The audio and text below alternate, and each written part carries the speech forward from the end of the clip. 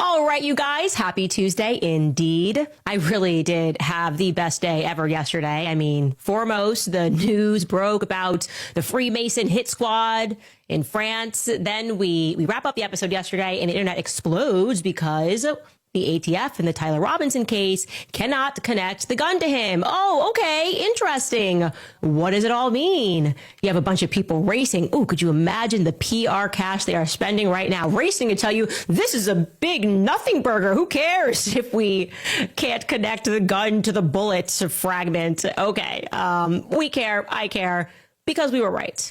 And we wanted to make sure that we took the time to actually read through the court filings, and we're going to take you through them. And if I'm being honest, there is something that is buried in these filings that not even Tyler Robinson's defense team caught. And we did. And in my opinion, it is definitive proof that Tyler Robinson is a patsy. The feds are just putting this on him. And I do mean the FBI. From JFK to MLK, now to CJK. This is, in my opinion, an undeniable state killing. Welcome back to Candace. Allow me to be the first to say it. If the gun does not fit, you must acquit. Okay? Now, before we address these court filings and take you through them line by line so you are educated, you can go out into the world, you can say, you read through them yourself, it's only 28 pages, and then you can look at the people that are trying to manipulate you and to lie to you about what's in the filings. I at first want to transport you back to the beginning, because some time has passed and the story that we were told has changed so many times that you actually have to go back to the beginning to fully comprehend how this case fell apart so quickly for Turning Point USA, for Erica Kirk, and what I think is fair to refer to as their federal accomplices, because that's what it looks like to me. Charlie Kirk was shot on September 10th, 12:23 p.m. In the afternoon, Mountain Time. Now, a mere 4 minutes after Charlie's bloodied body was carried to the SUV, Terrell Farnsworth, the man who runs the audio-visual company that Turning Point employs, they've used them for over a decade for their big events, and he's never goes to these college events, but they were trying something different that day, he says. Like an assassination? I don't know.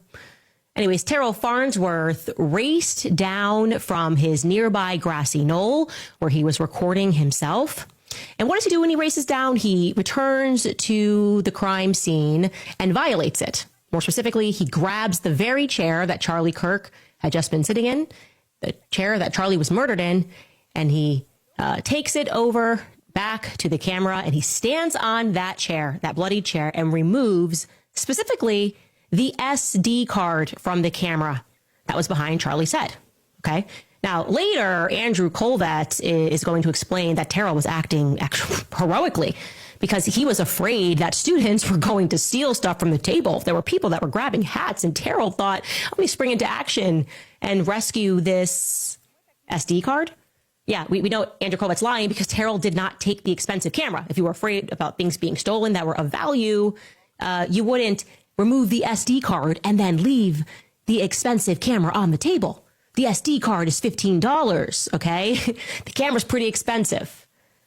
Terrell Farnsworth seemed to be moving with precision as if he were acting on some sort of instruction, am I right? But to what end, I wondered. Why that camera? Why specifically the one behind Charlie's head in particular? And because I was wondering, I decided on September 17th, exactly 1 week after Charlie's assassination, to reach out to him. I called him.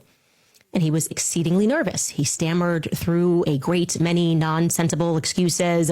I did it to protect Erica, he said. I wanted to secure the footage for Erica so that she wouldn't have to see the footage of Charlie being shot in 4K. Okay, clocked you on another lie, because that was already a foregone conclusion.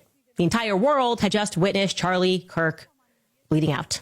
Okay, you can't save Erica from the internet already circulating these clips to the tune of billions of people who watched it worldwide. More crucially, if he was actually worried about Erica seeing the footage, common sense to me says that he would have grabbed the camera that was a yardstick away from Charlie's face. Oh, yeah, that camera that we've circled right here, that would have grabbed the action. That would have been the real up-close shot of Charlie bleeding out.